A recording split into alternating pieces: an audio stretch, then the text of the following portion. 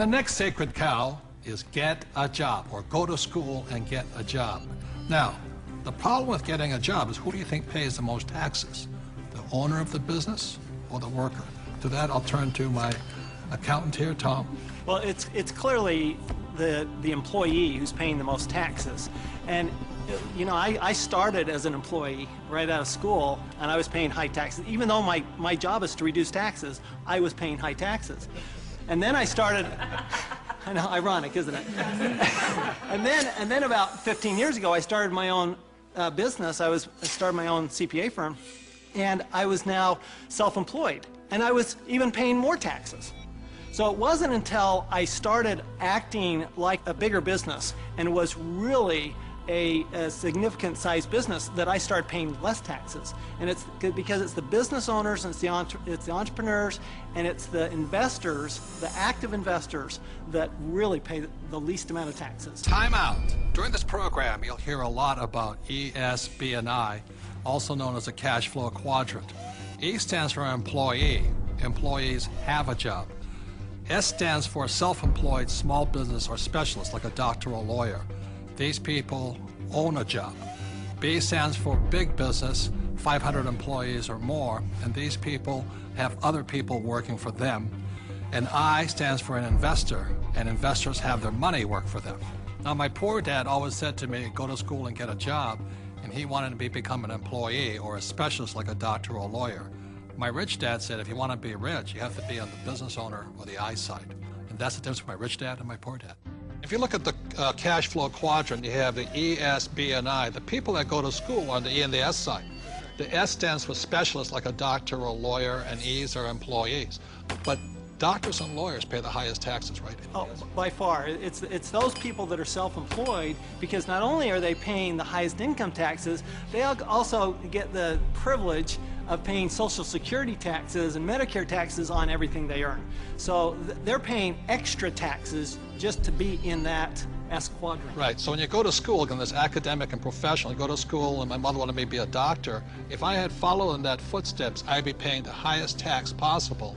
And they make a lot of money, but they pay the highest percentage in taxes. So that's why this relates back to go to school.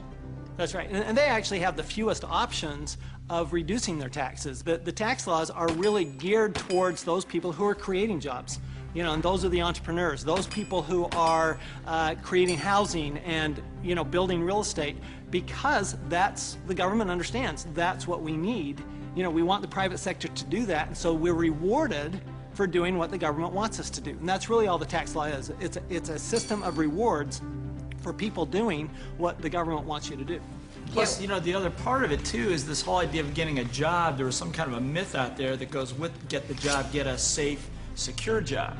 And so that by getting a job, somehow you're going to be taken care of for the rest of your life. And all you got to do is pick up any paper to see how many tens of thousands of people are losing their jobs. There are no safe, secure jobs, and now we're competing with India and Asia for jobs that were sacred to America at one point in time. So this whole idea of having a job that was secure is probably the most insecure thing you could be doing right now. The idea of a secure job is an industrial age idea. Exactly. The only option is put into your head is go get a job. And I wasn't around, brainwashing. Yeah, I wasn't around entrepreneurs. I wasn't around business owners growing up. I was around employees. When I first started my company 15 years ago, I went back to my class reunion, which is always an interesting thing. And I remember saying to them, yeah, you know, I started a company about 5 years ago, and they looked at me like, oh, and some of them even said it. They go, you're so brave. And I'm thinking, you know, I've had this company for 5 years now. That is the longest I had ever worked anywhere. See, without financial education, you have to get a job. What's tragic today is so many people losing their jobs, they go back to school to get another job, but they're now competing with their kids. You know, that's insanity. So we're not saying jobs are bad, we're just saying as entrepreneurs, our job is to create jobs. The government doesn't really create jobs. They need more entrepreneurs. I didn't even know there was another option growing up. I didn't know there was another option. I didn't know, I thought all you could do was get a job. So again, it's not right or wrong to be an employee, but I'd like to know what my options are. Right, because when you were in school, did they say go to school, get your diploma so you can become an entrepreneur?